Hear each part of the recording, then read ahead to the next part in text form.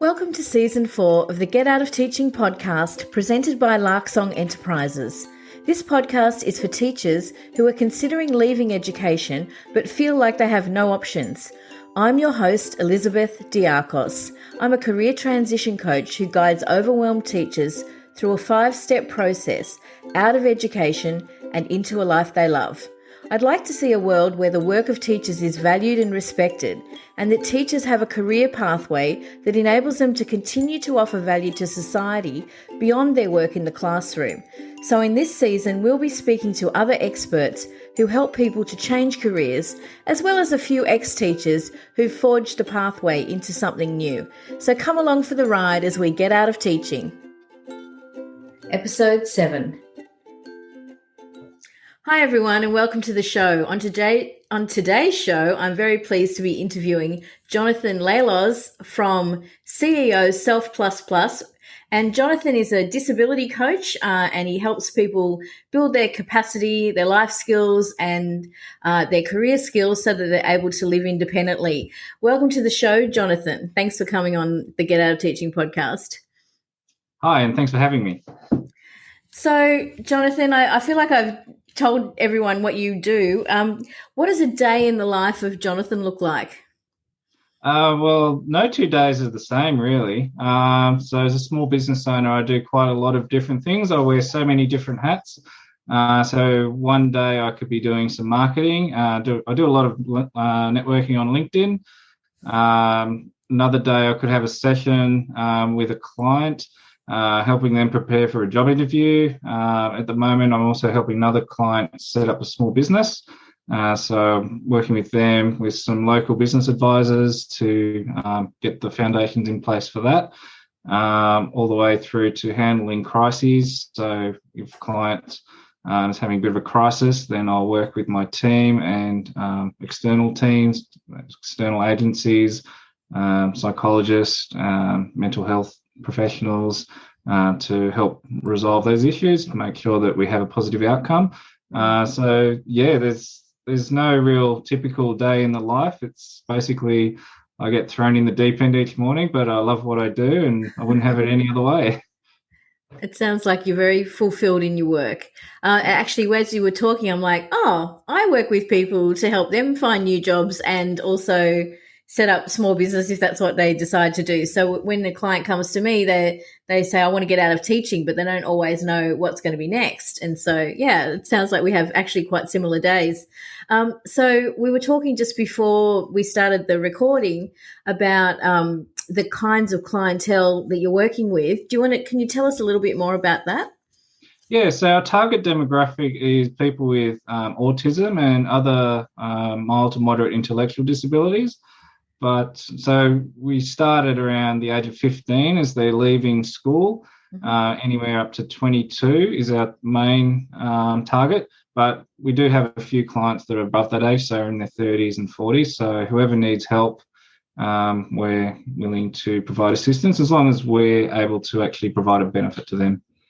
Right. And you're registered with the National Disability Insurance Scheme, so you're able to they get funding to use however they like, and that's one of the services they access. Is that how that works?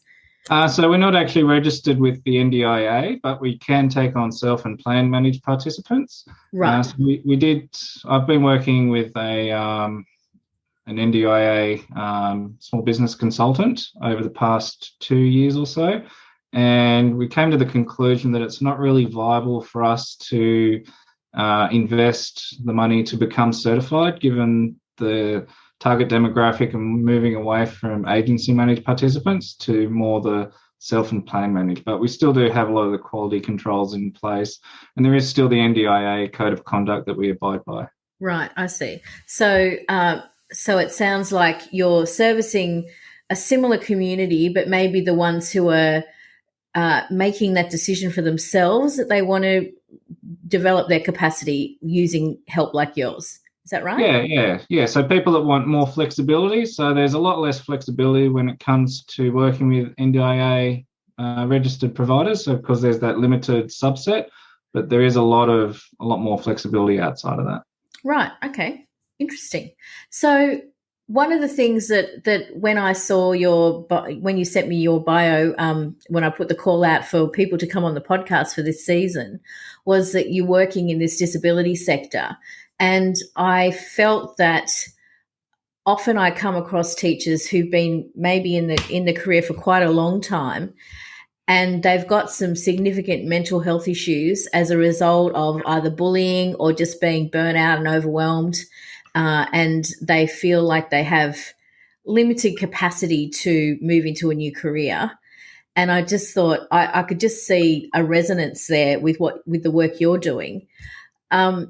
So I guess what are the kinds of things that you do to help someone build capacity when they feel like maybe they're, behind the eight ball and they're not really in a good position to represent themselves? Yeah. So one of the most important things, or a couple of most important things, are building confidence and also tapping into what someone loves doing.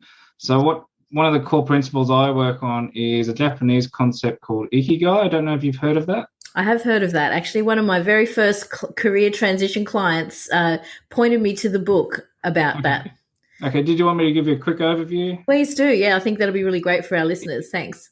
Okay. So it's basically made up of four elements. The first one is something you love doing, something you're good at doing, something you can be paid to do, and something the world needs. And then where all those four things intersect, that's your Ikigai. Nice. Okay. So how do you help people find that? Because that seems like a big ask. It is. So we run them through a series of exercises. So we'll do quizzes. Also, another one is work experience. So we're starting up a work experience program where we have a participant and they'll work in different businesses, different local businesses, and just give them a taste of what they like to do. And also we'll get to know them a bit more through interviews as well. So get to find out what their daily routines are, some of their hobbies, and we'll participate, sit side by side with them while they do their hobbies and just see what really makes them tick. And then once we find something that makes them tick, then we work to leverage off that and then do some confidence building exercises such as the work experience as well. Right. And so with that Ikigai principle, those principles, do you find that people are able to find something that actually does really make their heart sing when they go into their work? It's not an instantaneous process, so it does take quite a bit of time to find that. It took me 37 odd years to find mine, which is in the work I'm doing now. But with the exercises that we do, it sort of accelerates that a little bit, also with the work experience as well. And so what did you do before you were doing this? So I've done many things in my past life. So I've started doing as a refrigeration mechanic, done computer repairs, real estate, taxi driving. Then I moved into corporate IT. So I've done IT implementations, IT support. Then I moved to IT projects and did some work within ACT education, doing some large scale IT rollouts there. And it was a toxic environment. So I've got mental health issues myself, and the environment I was working in really, I guess, aggravated that. We had new management and basically went from a really good place to work to a place with really high turnover, and my mental health went downhill, and I basically wanted to jump ship. I've always had a bit of an entrepreneurial flair. So 3 years ago, I started another business that I'm running, which is selling Lego online. And so I basically started doing that, which led me into my current business through my friend's son, who's on the autism spectrum. Wow. Okay. And you're selling Lego online? Yeah. As a distributor or as secondhand?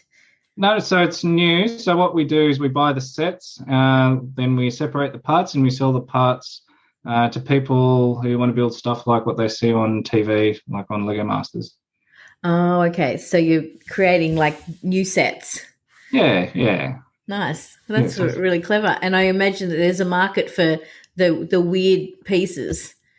Yeah, so they're always coming out with new pieces, and there's also the little minifigs, so the miniature figurines. They can be some of them can be quite hard to find, and so there's quite a bit of demand for those as well. How innovative. And is that business going well? Yeah. So that's basically being run by my friend's son, who's doing the day-to-day operations. Right. So I started him off a few years ago when he approached me. He was having behavioural issues at school. He didn't really fit in at the special school he was in, but he wasn't getting the support that he needed at the learning support unit at a different mainstream school. Right. So I took him on, started doing some work experience with him, starting with very basic skills like separating Lego, and then built him up over 3 years to the point where he's running day-to-day operations. He can fill orders, and he's also teaching others to do what he does. Fantastic. And so I guess you realized while you were doing that this could be a career for you as well. Yeah. So I was part of a masterminding session back in December 2019, and that's where he came up with the idea for Self++. Wow. So you've only been doing this for a couple of years? Yeah. Not even? Yeah. But, wow, in the middle of a pandemic. Yeah, but I've got a lifetime of experience. Right, of course. Yeah, that's great. Wow, that's amazing. Oh, thank you for sharing that. So getting back to my teachers who might be feeling a bit sidelined by maybe because they've been like a lot of the people I work with are women who've been out of the workforce for big chunks of their life, having children or, or being underemployed or on contract or, for whatever reason, they've often missed big chunks of, a potential career. And so then they don't have a lot of superannuation. They feel like they need to keep working for longer maybe than they really want to. But they also don't want to be teachers anymore. And so they will kind of wake up one morning and go, I've got to get out, but I don't know what else to do. And I don't know how to create something new for myself. What advice would you give to someone in that position? Because I'm sure you see similar things in your sector, even though the clientele might be quite different. Yeah, I guess ask yourself what could you do that you wouldn't need to be paid for? What's something you love doing every day and that comes back down to the Ikigai concept. I was reading a saying earlier by Mark Twain, if you love what you do, you never have to work a day in your life. Mm-hmm. Yeah, great quote. Yeah, so just tap into what you love doing and have faith in yourself. Despite all the hardships that I've endured in the past with mental health issues and I guess autism, like undiagnosed autism, it's taken me a long time to build up the confidence, and it's by being able to hang out with the right people that I've got to the point where I am now, where I'm confident in running my own business and I guess taking the extra steps that I am to help others. So I guess another big one is hanging out with the right people, read the right books, a lot of self-development stuff. And so apart from Ikigai, what else have you read recently that might be good for our listeners to tap into?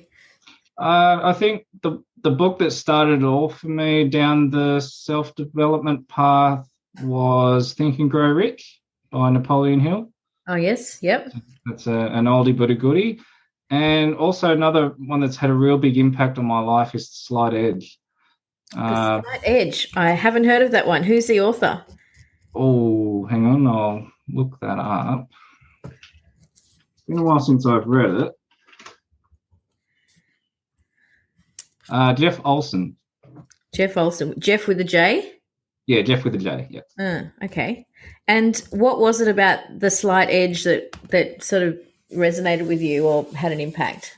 So the slight edge, it's basically you're at a tipping point, and you could either go 1% better each day, or you could be 1% worse each day. So you don't have to take one huge step to get to where you want to be. If you just take a little bit each day, just like 1% each day, over 365 days, that adds up to be around 370% better. But if you go down 1% each day, then, like, for example, it's about building the right habits. So if you start smoking or drinking alcohol or doing other bad things, so your life will go down, down, down. But if you take good, like, positive steps, reading books, just taking action towards what you want to achieve, just bit by bit, it'll compound over time. It's like compound interest. Like, you might not see it at the time, but you look back to where you were 1 month, 2 months, 3 months ago, then you'll see that you've actually come quite a long way. Yeah. That really rings true for me. About this time last year, I started on a health and fitness program, and the coach said to me, you need to do 5,000 steps a day, like before breakfast. So not in the whole day, more than that for the day, but before breakfast. So that's about 50 minutes of walking. And it wasn't, you had to walk. Like you said, you can't just like get on a push bike or something. You've got to walk. And I'm like, oh, it's winter, it's cold, it's dark, and it's Melbourne, so it's raining as well. And it's just like really unpleasant. And I do that every day now. Like the habit's there now for me. And this morning I went for a bit of a walk because I knew it was going to rain. So I had a bit of a walk, and then I came home and I'm like, oh, it's still pretty early and it's not raining yet. I'm going to go again.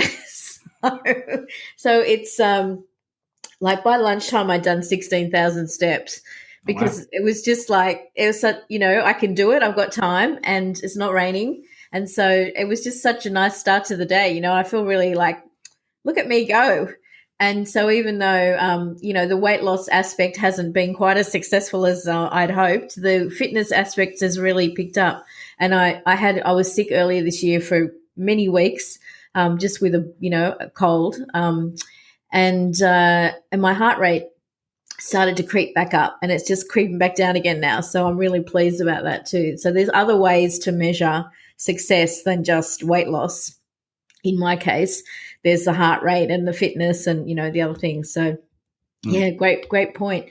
So, Jonathan, I guess I want to ask you, if you said that if someone's working towards a goal, that idea of the slight edge is really important. If you were thinking about, a teacher, sorry,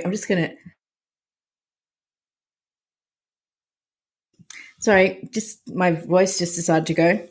Okay. So a lot of the teachers, as I said before, are sort of feeling overwhelmed. They're stressed. It's hard for them to see possibilities. How would you structure a day? Like, what do you suggest to people who are maybe they've already left, or excuse me, they've gone out on disability or something like that, because they've got mental health issues after being bullied in the workplace, or just the stress. How can you structure a day when you don't actually have a job? Have you got any suggestions or help for that idea? So I've got another book suggestion. It's called The Miracle Morning. Just find out. Can't remember. It's Hal Elroy, I think it was.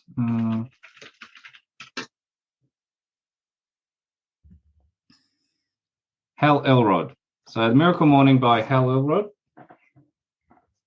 Okay. Is he the guy that says to make your bed? I think that was a military guy. So Hal, basically what he does in the morning, he does quite a few different things, and for me that varies a bit. One of the things that helps out quite a lot, especially when I'm in a slump, like a mental health slump, is meditation. So I make time to get up early, do some meditation, do a bit of exercise, get into nature. That has helped me quite a lot in the past, come out of my anxiety slumps. So that's like insomnia, stress related, and just taking time out for yourself to look after yourself.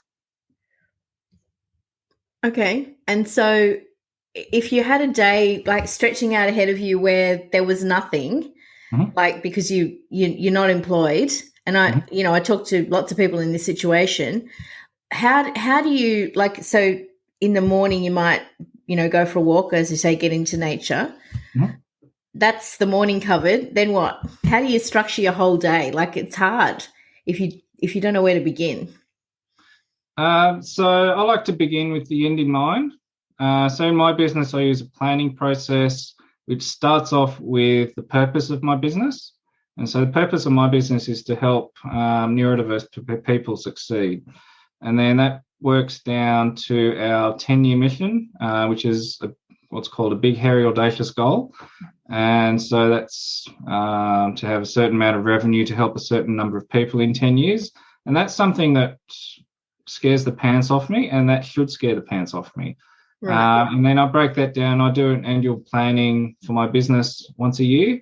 And then that gets broken down into quarterly, and then that gets broken down into weekly and daily goals. And so this is exactly where the slight edge comes into it. So by doing, say, 3 weekly goals that link into my quarterly goals, that's that 1% towards that goal, and then that's helping me move more towards my 10-year goal, and then I'll adjust that as necessary. So I basically base my day. So I've got operational stuff at the moment, but it's just do something that moves you towards your goals. And if you don't know what those goals are, then take some time out, have a think about the things that you love doing, whether it's painting or something you did as a kid, hobbies that you like doing. Just find a way something that I guess lights your inner fire, and then set those goals, and then work backwards, and then do something each day that contributes towards those goals. I love it. A really nice systematic approach. Yeah. So really the only way you can do that is if you have a goal in mind. Yeah. You can't just be sitting on the couch without a goal. You've got to actually come up with something. Yeah, I like that. Thank you. That's very helpful. And it sounds like really good business practice too, to think about those things. So I was listening to Glenn Carlson's podcast often, but he often talks about how we think we'll get more done in a day than we actually can, but we get more done in a year than we think we will. So we're always more productive over the course of a year than we think we will be. But in a day, we often overestimate how good we're going to be. So I like the idea of having those small goals that contribute to your quarterly and then your yearly goals. Nice one. Yeah. All right. So as we wrap up this interview today, Jonathan, I'm just going to ask you one final question. What's your favourite song? It's a bit of an obscure one, but it's called it's by Axie, and it's called Raptor Attack. And it's more,